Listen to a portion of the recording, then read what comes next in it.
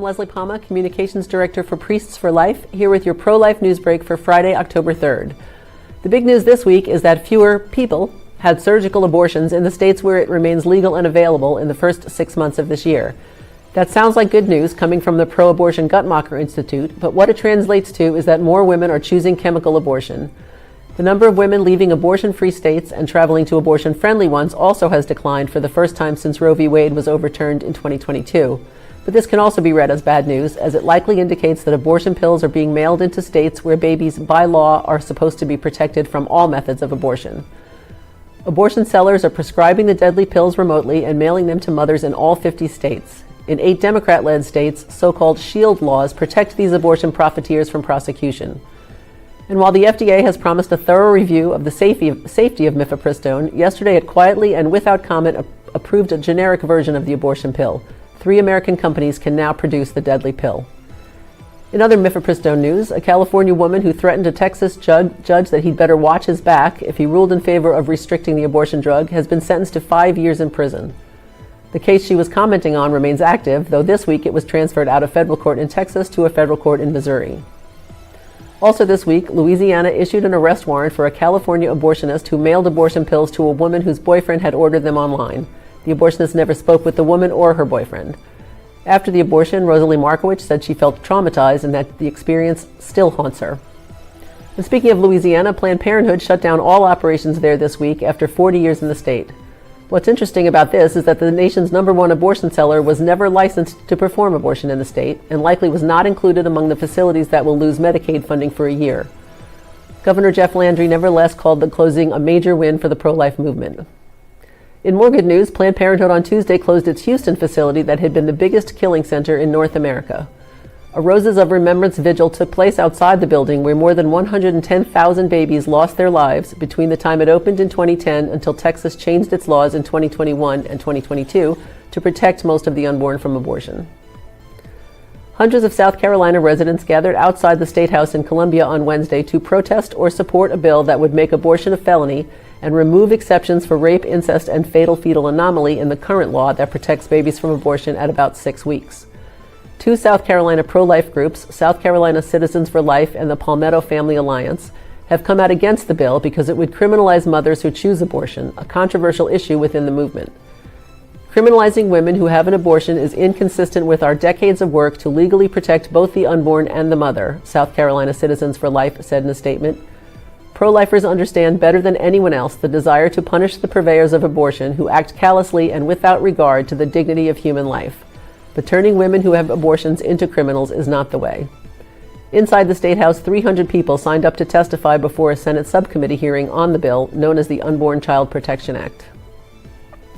More troubles in store for the Fairfax County School District in Virginia. The U.S. Department of Education has now joined the list of agencies investigating claims that in 2021, a social worker at Centerville High School took one student for an abortion without her parents' consent, as required by law, and arranged an abortion for another student who wanted to keep her baby. That second student did not go through with the abortion and told a teacher about the situation. That teacher has said she told school officials numerous times, but they did nothing. Governor Glenn Youngkin previously ordered the Virginia State Police to look into the matter, and the district itself launched a probe in August. After a judge declined her request to use a pseudonym, a woman suing a Champaign, Illinois abortion business for negligence is Jane Doe No More. Michelle Hardy filed an amended complaint this week using her real name as she seeks $50,000 in damages from Equity Clinic and its president, Keith Reisinger Kindle. Her complaint alleges that after a 2-day abortion at Equity, she had cramps and difficulty breathing. She sought treatment at an emergency room in Indianapolis, where, according to the complaint, the remains of half of a deceased preborn human being were found in Hardy's right pelvis, and pieces of the baby's skull had to be removed from her intestine. The judge in the case ruled that because it had attracted nationwide media attention, Hardy could not be identified as Jane Doe in court papers. The next hearing in the case is set for January 7th. Last, but certainly not least, pro-abortion U.S. Senator Dick Durbin has decided not to accept a Lifetime Achievement Award from Chicago Cardinal Blase Cupich. Pro-lifers, including Priests for Life National Director Frank Pavone and nearly a dozen bishops, protested the plan, and the U.S. Conference of Catholic Bishops was reportedly set to issue a critical statement when, on Tuesday, the cardinal announced that Durbin would not accept the accolade. Pope Leo was asked about the controversy, and his comments were reported just hours before the cardinal made his announcement. The Pope didn't take a firm stance on the award itself, saying instead that someone who says I'm against abortion but is in favor of the death penalty is not really pro-life. Someone who says I'm against abortion but I'm in agreement with the inhumane treatment of immigrants in the United States, I don't know if that's pro-life. So they are very complex issues, and I don't know if anyone has all the truth on them. But the Pope added, the church teaching on each one of those issues is very clear.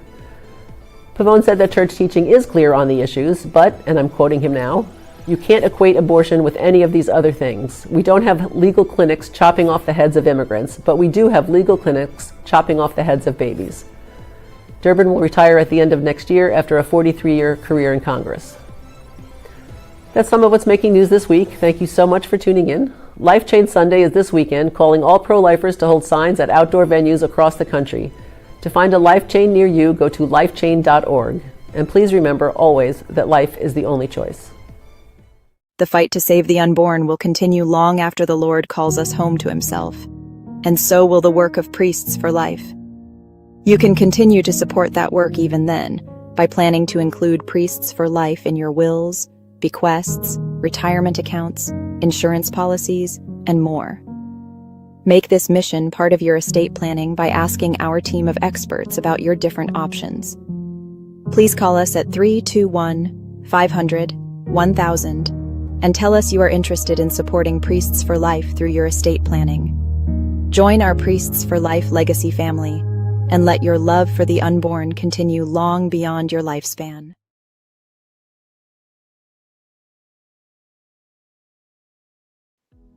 Hello, my name is Patricia Sandoval, International Pro-Life and Chastity speaker.